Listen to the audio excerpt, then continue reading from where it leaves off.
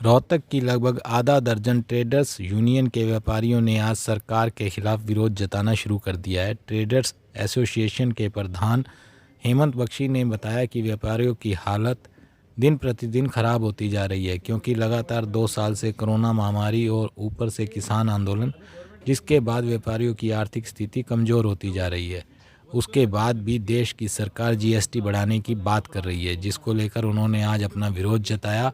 व्यापारी नेता बख्शी का कहना है कि सरकार रोज़मर्रा की चीज़ों में जीएसटी लगाकर आम लोगों के साथ धोखा कर रही है, क्योंकि महंगाई इतनी हो चुकी है कि परिवार का गुजारा चलाना बड़ा मुश्किल हो गया है।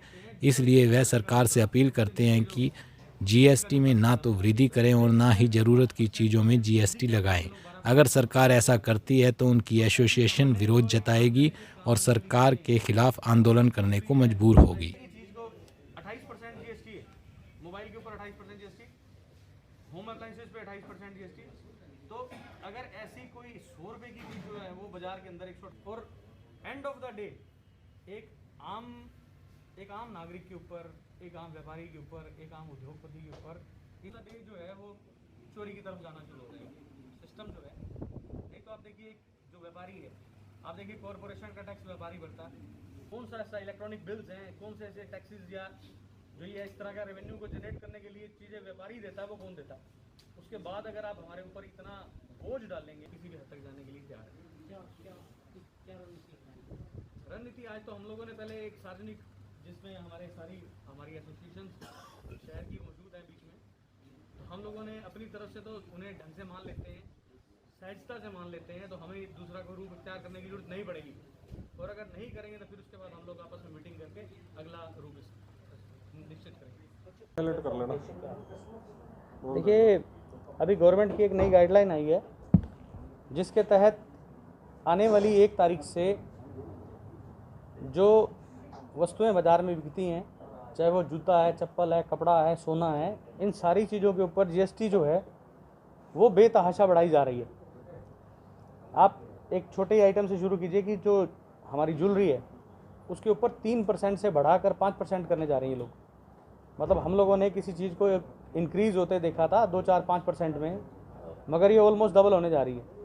उसके अलावा अगर आप जूता देखते हैं, जूता 1000 रुपये का जूता, उससे नीचे जो रेट का जूता बिकता है बाज़ार के अंदर, वो एक आम आदमी पहनने के लिए ख़रीदता, उस जूते के ऊपर सरकार 5% से 12% उसका जीएसटी बढ़ाने के लिए जा रही है। और उसके अलावा देखिए आप जो कपड़ा है, कपड़े के अंदर भी 5% से वृद्धि करके ये लोग 12% जीएसटी लगाने जा रहे हैं। तो ऐसी सामान्य जो एक आम जन के काम आने वाली चीज़ें हैं, आपकी इसमें क्रोकरी है, होम अप्लाइंसेस हैं, मोबाइल्स हैं, सारी चीज़ें हैं, जिसके ऊपर आने वाले समय के अंदर जीएसटी बेतहाशा बढ़ने जा रही है।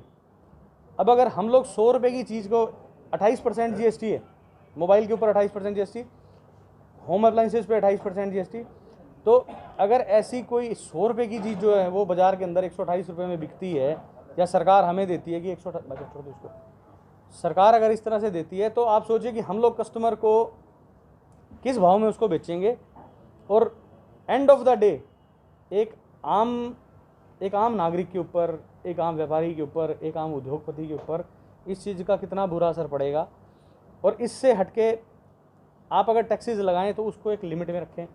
अगर आप इस तरह से अपनी मोनोपोली बना के कुछ भी टैक्स अनाप शनाप पब्लिक के ऊपर थोपोगे, तो एंड ऑफ द डे जो है वो चोरी की तरफ जाना शुरू हो जाएगा सिस्टम जो है। नहीं तो आप देखिए जो व्यापारी है, आप देखिए कॉरपोरेशन का टैक्स व्यापारी भरता है, बैंक की लिमिट्स के टैक्स जो इंटरेस्ट के रेट में वो व्यापारी भरता है, आपके होम एक्सपेंस हैं, शॉप एक्सपेंस हैं, इनकम टैक्स है, जीएसटी है, कौन सा ऐसा इलेक्ट्रॉनिक बिल्स हैं, कौन से ऐसे टैक्सेस या जो ये इस तरह का रेवेन्यू को जनरेट करने के लिए चीज़ें व्यापारी देता है, वो कौन देता है?